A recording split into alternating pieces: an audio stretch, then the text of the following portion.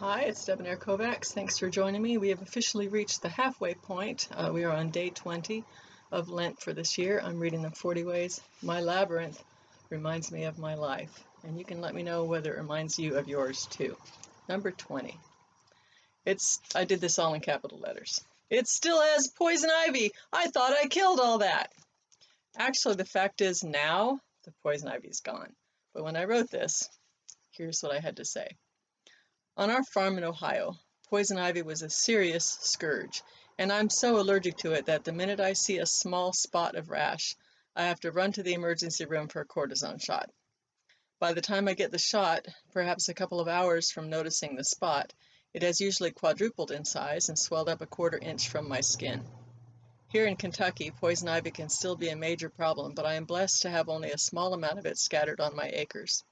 Few spots of it used to be, in the Labyrinth. It's the one thing I will use serious poison herbicide on. When I wrote the tweet, I was simply thinking of persistent bad habits or besetting sins we try to root out of our lives. If we try that in our own strength, it doesn't really work at all. If we do our best to cooperate with God and allow the grace of the Holy Spirit to rid us of them, that's effective. Yet still, when we think they're all killed, they're likely to pop up again unexpectedly. It's a funny thing, really, as I think about it now for a longer devotional.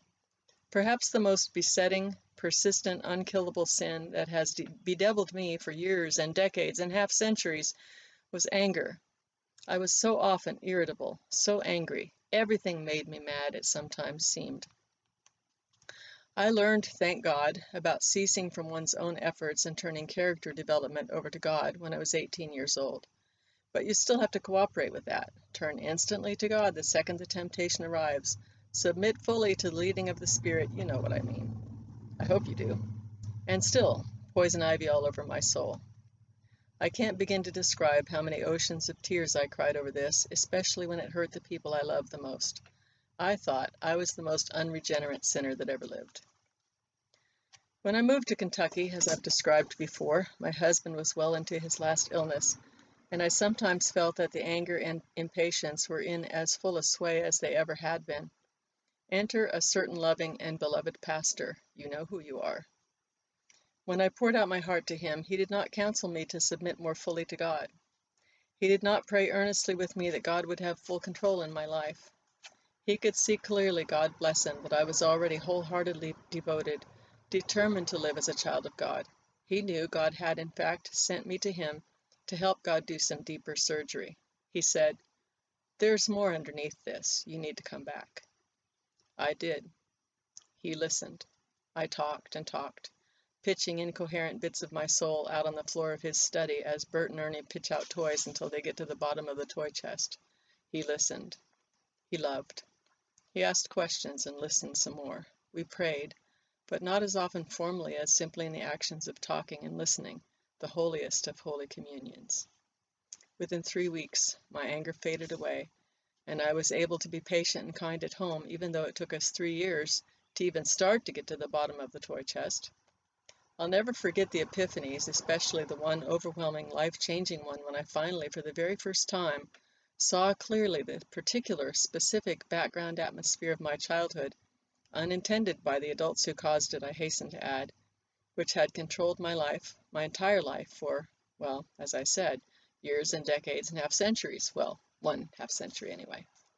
I'm free, thank God I'm free. So today, looking at that line about poison ivy in my labyrinth and realizing that here in Berea I only have small bits of it, when in Ohio I had acres, that has serious meaning for me. I pray for you, a listener such as I found, to help you translate what God is really trying to say and do in your inner life. And I have a little bit more to say about that a few years later. The fact is, I wasn't an unregenerate sinner. I was bleeding from 1,000 wounds. And we need to have a little bit more compassion with each other.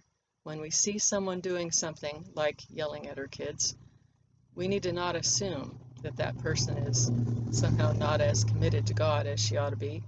We need to understand if it's unregenerate, there's something underneath it. And we need to dig out the root causes before we try to eradicate the behavior, because the behavior, if that person's truly trying to live a life of a child of God, that behavior will fade as soon as those causes are cut out of there. And it takes years, but my reaction at least was very quick. I started being able to be patient and kind and to not feel overwhelmed by anger long before we really made any real progress, just because I was being listened to.